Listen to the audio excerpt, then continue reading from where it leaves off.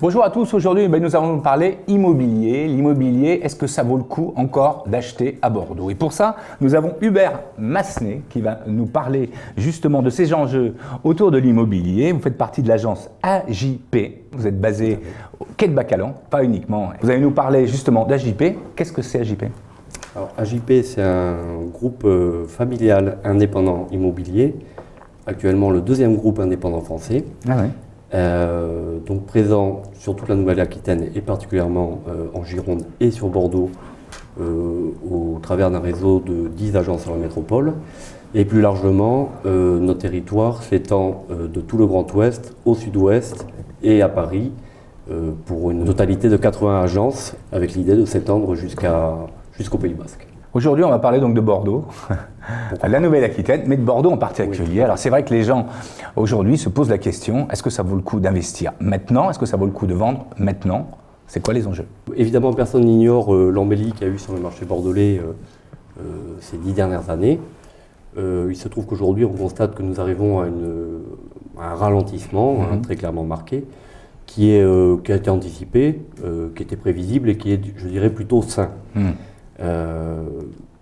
Ça a plusieurs explications spécifiques à Bordeaux. La première, elle est très simple, c'est-à-dire que vu le niveau des prix, toute une partie des potentiels acquéreurs sortent de facto du marché pour des questions de solvabilité ou d'envie de se lancer à des prix comme ça. Donc il y a un certain attentisme, on va dire.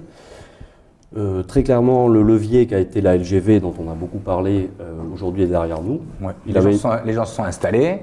Il avait été anticipé, voilà. Très clairement. Donc aujourd'hui, voilà. Les Parisiens ont investi, comme on l'a dit. Alors beaucoup. Alors évidemment, ça reste une part encore marginale de notre clientèle, mais c'est une clientèle très active. Je pense que non seulement le levier LGV est terminé, mais je crois même qu'il faut s'attendre à un petit reflux. Disons d'une partie de cette clientèle qui s'attendait peut-être à un idéal qu'elle n'a pas réellement trouvé. À Bordeaux, en fait il pensait que c'était l'Eldorado ici et il repart sur Paris, c'est ça ce que vous nous dites? Je ne sais pas ce que je dis exactement, mais je pense qu'il y aura une partie qui sera un peu déçue par rapport à l'idéal qui s'était fait de cette ville. C'est très marginal, mais ça participe aussi à cette tendance certainement de stabilisation du marché, parce qu'évidemment, ces acquéreurs-là, extrêmement solvables, ont participé grandement à l'évolution exponentielle des prix. Est-ce que maintenant, autour de Bordeaux, ça a augmenté par contre? Alors évidemment, puisque c'est le principe des cercles concentriques, les gens ont un budget, l'argent c'est le nerf de la guerre dans l'immobilier comme dans toute chose d'ailleurs. Et en fonction des budgets, les gens se sont reculés plus vers exactement vers la périphérie. Alors la périphérie immédiate, mais même un peu plus éloignée, parce que nous on est très présent dans le Médoc, qui est un territoire qui a une image parfois un peu, je dirais, troublée chez les gens. Oui, on va dire que c'est loin, on va dire que voilà. Or, il y a un dynamisme très très fort sur ce territoire-là qui offre évidemment des gammes de prix bien différentes de celles de Bordeaux. Le prix du mètre carré en moyenne à Bordeaux, c'est quoi? Alors moi j'ai tendance à dire que notre métier, c'est l'estimation, et que chaque bien a une valeur. C'est-à-dire que pour moi une moyenne n'a pas vraiment de signification, parce que chaque bien a un prix, et dans un quartier, aujourd'hui il faut compter, disons, entre 3 500 et ça peut monter jusqu'à 10 000, on a vu passer des ventes à 10 000. Exactement, mais ça, je veux dire, c'est un peu hors marché, et c'est ce qui aussi amorce certainement le retournement du marché, c'est-à-dire qu'à partir du moment où le différentiel de prix, si on compare à Paris, évidemment, il reste encore important, mais cette attractivité n'est plus justifiée aussi comparée à d'autres villes qui, elles, ont aussi des atouts à faire valoir.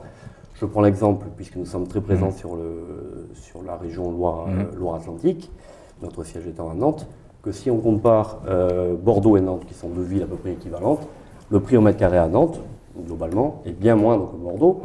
Donc si je suis acquéreur souhaitant quitter la région parisienne pour ce qu'on appelle là-bas la province, je vais peut-être faire aussi... aller sur Nantes.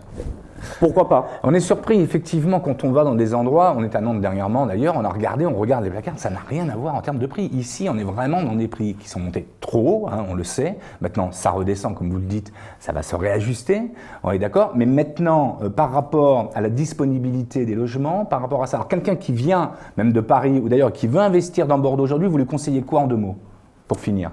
Je lui conseille d'aller au bout de son projet. Après, qu'est-ce qu'on entend par investisseur? Chaque projet est évidemment très personnel. Est-ce que c'est de la résidence principale? Est-ce que c'est de la résidence est-ce que c'est de l'investissement en défiscalisation? Je veux dire, il y a autant de projets que d'acquéreurs potentiels. Bordeaux reste une ville et restera une ville très attractive. Et je pense que tous les placements faits à Bordeaux, que ce soit en résidence principale ou en investissement, sont pérennes. Ça, de ce côté-là, il n'y a aucun problème.